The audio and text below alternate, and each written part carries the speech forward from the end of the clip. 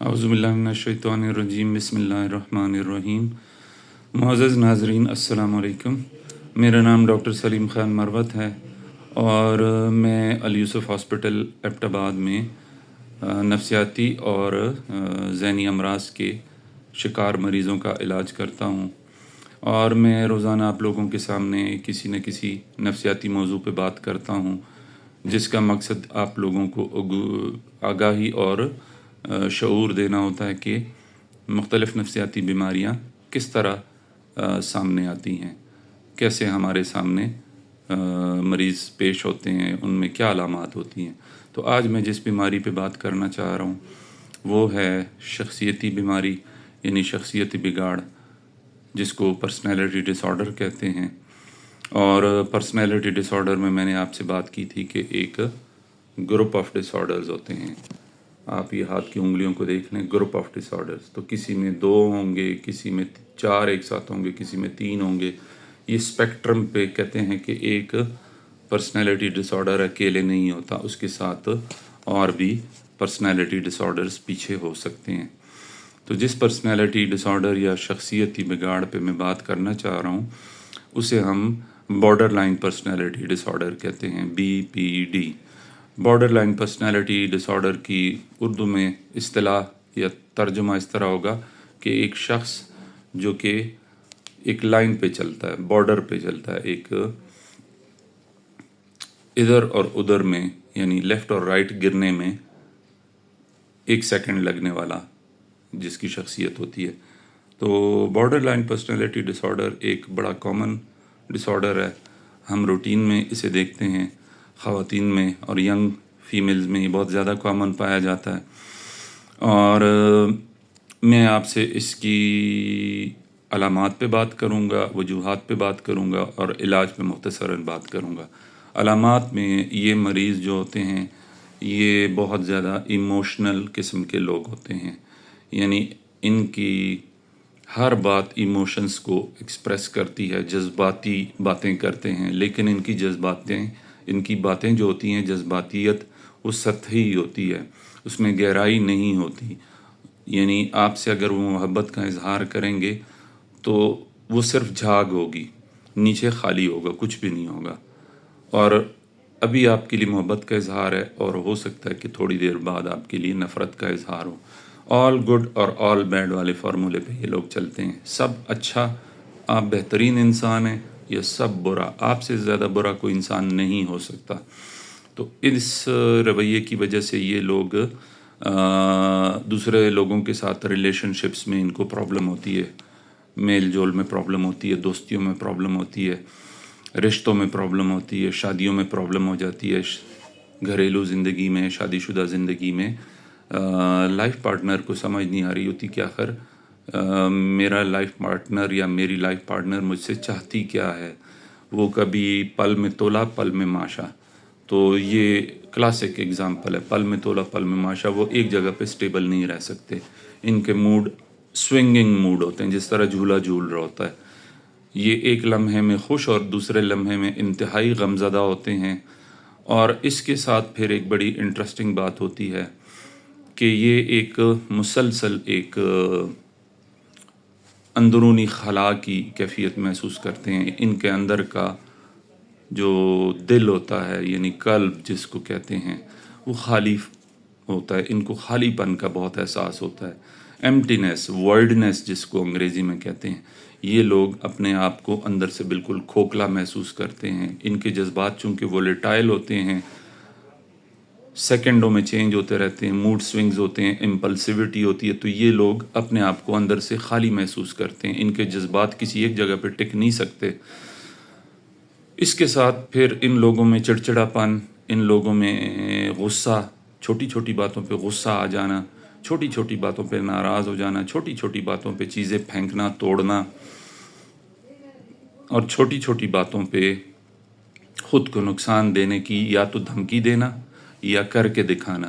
مثلاً جب بھی بارڈر لائن پرسنالٹی ڈس آرڈر کا پیشنٹ میرے سامنے آتا ہے کہ جس پہ مجھے شک ہو جاتا ہے کہ یہ بارڈر لائن پرسنالٹی ڈس آرڈر ہے، تو میں اس کو کہتا ہوں کہ آپ اپنی آستینیں قمیض کی اوپر کریں اور مجھے اپنے بازو دکھائیں۔ تو زندگی کے ایکسپیرینس میں میں نے یہ دیکھا ہے کہ ان لوگوں کے بازوؤں پہ بلیڈ سے یا چھری یا چاقو سے کٹس لگے ہوئے ہوتے ہیں، یہ اپنے آپ کو کٹس لگاتے ہیں اور ان کٹس سے ان کو سکون ملتا ہے، یہ اپنے غصے کا اظہار بھی اس چیز سے کرتے ہیں۔ ہر اس ایکسیسیبل ایریا جس تک ان کی اپروچ ہو سکتی ہے، پیٹ پہ بھی ہو سکتے ہیں، ٹانگوں پہ، تھائز پہ، لیگز پہ، فیٹ پہ، چہرے پہ، کہیں پہ بھی اپنے آپ کو یہ چوٹ لگاتے ہیں۔ اس چوٹ سے ان کے دو مقاصد ہوتے ہیں، ایک ان کو توجہ ملتی ہے، دوسرا ان کو اس سے سکون ملتا ہے۔ اور بعض اوقات یہ لوگ خودکشی کی دھمکیاں بھی دیتے ہیں، لیکن خودکشی کرنے کی جو ان کی دھمکی ہوتی ہے اس کے پیچھے ان کا مقصد آپ کی توجہ حاصل کرنا ہوتا ہے، لیکن بعض اوقات خودکشی کی دھمکی کے چکر میں یہ خودکشی کرنے کی کوشش میں کامیاب بھی ہو جاتے ہیں۔ اور بارڈر لائن پرسنالٹی ڈس آرڈرز کے لوگ ملٹیپل سوسائڈل اٹیمپٹس کی ہسٹری کے ساتھ ہمارے سامنے آتے ہیں کہ انہوں نے کئی دفعہ اپنی جان لینے کی کوشش کی ہوئی ہوتی ہے، اور کچھ لوگ اس جان لینے کی کوشش میں زندگی سے پار بھی چلے جاتے ہیں۔ اچھا، ان لوگوں میں ایک اور پرابلم ہوتی ہے، ان لوگوں کو ایک اندرونی خوف ہوتا ہے کہ ہمیں لوگ چھوڑ دیں گے۔ تو اس خوف کی وجہ سے ایک طرف یہ آپ کو اپنی جگہ پہ ٹکنے نہیں دیں گے، آپ کے ساتھ اٹیچمنٹ کی فیلنگز شو کریں گے، پھر 2 سیکنڈ کے بعد، 2 لمحوں کے بعد، 2 دنوں کے بعد یہ آپ سے نفرت کا اظہار کریں گے، پھر جب آپ اس کی وجہ سے ان سے دور ہوں گے تو پھر یہ بے چین ہو جاتے ہیں، یہ ڈسٹرب ہو جاتے ہیں اور ان کو سمجھ نہیں آ رہی ہوتی کہ اب ہم کیا کریں۔ ابنڈنمنٹ یعنی چھوڑ دینے کا خوف ان کو ڈستا رہتا ہے، یہ اپنے آپ کو ہمیشہ اس خوف میں مبتلا پاتے ہیں کہ مجھے میرا دوست، میری وائف، میرا شوہر، میرے ابو، میرا بھائی، کوئی نہ کوئی جو بھی فگر ہوگا وہ مجھے چھوڑ دے گا۔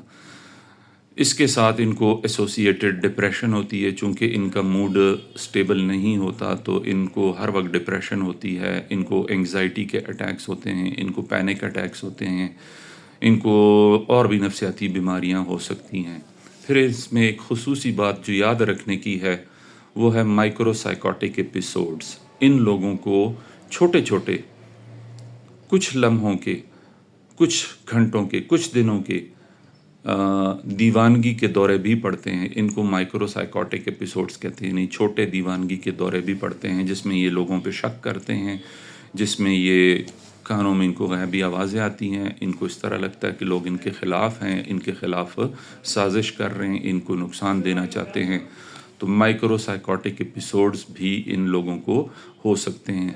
ایسوسیٹڈ ڈپریشن ہوتی ہے، انگزائٹی ہوتی ہے، کام میں ان کی دلچسپی نہیں رہتی، یہ زیادہ تر بوجھ بنے رہتے ہیں معاشرے پہ، گھر والوں پہ، یہ سٹیبل ہو کے کام نہیں کر سکتے، ان کے چونکہ موڈ کا کچھ پتہ نہیں چلتا تو یہ روزگار، پڑھائی، ان ساری چیزوں میں پیچھے رہ جاتے ہیں۔ تو یہ ان کے مین فیچرز ہوتے ہیں۔ اب اس کے بعد ہم اس کی ایٹیالوجی کی یہ ہوتا کیسے ہے، دراصل یہ برین میں، ہمارے دماغ میں کچھ ایریاز ہیں، ایمیگڈلا اور پری فرنٹل کارٹیکس، یہ برین کے دماغ کے 2 حصے ہیں، ان کی ڈسٹربنس کی وجہ سے یہ بیماری پیدا ہوتی ہے، اور ساتھ میں معاشرتی دباؤ، کلچرل رولز، یعنی ہمارے معاشرے میں جن بچوں کو پیمپر کیا جاتا ہے، جن سے رسپانسبلٹیز ہٹائی جاتی ہیں، جن کے اوپر کوئی سٹریس گزرا ہوا ہوتا ہے، تو یہ چیزیں ان کی وجوہات میں سے آتی ہیں۔ اور کیمیکلز جن کی ڈسٹربنس ہوتی ہے وہ سیروٹونن ہے، ڈوپامین ہے اور گیبا، یہ 3 نیورو ٹرانسمیٹرز ہیں جن کی ڈسٹربنس کی وجہ سے یہ لوگ اس بیماری کا شکار ہوتے ہیں، بارڈر لائن پرسنالٹی ڈس آرڈر کی۔ تو عام طور پر ان کو معاشرے میں من مانی کرنے والا، چلبلا یا ضدی یا چیزوں کو لائٹ لینے والا، لاپرواہ انسان سمجھا جاتا ہے، اور بے شرم کا لفظ بھی بعض اوقات استعمال کر دیا جاتا ہے۔ یہ کچھ ایسی حرکتیں کر جاتے ہیں کہ جس کی وجہ سے گھر والے کہتے ہیں کہ تمہیں کوئی حیا نہیں ہے، تو یعنی یہ کچھ بھی کر سکتے ہیں، عجیب عجیب قسم کی حرکتوں کے ساتھ سامنے آ سکتے ہیں، اور بدقسمتی کے ساتھ जन्नात के दौरे भी इनको पड़ते हैं।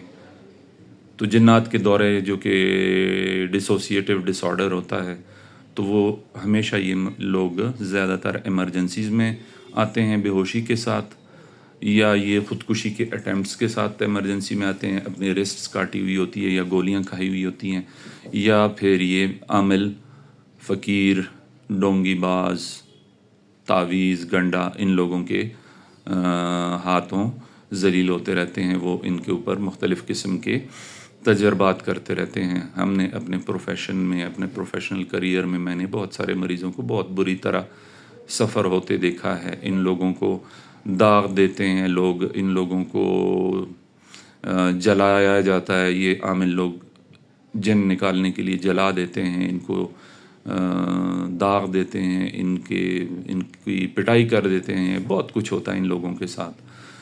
डॉक्टर्स के पास जब ये, साइकियाट्रिस्ट के पास जब ये आते हैं, तो हम बाकायदा पूरी असेसमेंट करते हैं, और असेसमेंट में हमें पता चल जाता है कि इस मरीज़ को क्या प्रॉब्लम है। और मेन पर्सनैलिटी का तो पता चल जाता है, फिर हम एसोसिएटेड डिप्रेशन, एंग्जाइटी और associated माइक्रोसाइकोटिक episodes, headache, body aches, somatic symptoms यानी जिस्मानी अलामात, सर में दर्द होता है, थकावट होती है, इनकी नींद डिस्टर्ब होती है, इनका गुस्सा कंट्रोल में नहीं होता, तो इन सारी चीज़ों को एड्रेस करना पड़ता है। इनको एंटी डिप्रेसेंट्स देने पड़ते हैं। इनको ये जो इनके अंदर इम्पल्सिविटी होती है कि ये अपने आप पे काबू नहीं पा सकते, ये कुछ भी कर जाते हैं, इम्पल्स में ये अपनी रग काट लेंगे, इम्पल्स में ये चीज़ें तोड़ देते हैं। इम्पल्स यानी एक झटके में, एक लम्हे में, एक जज्बात की रो में बह के ये कुछ भी कर सकते हैं। तो इम्पल्सिविटी को कंट्रोल करना पड़ता है।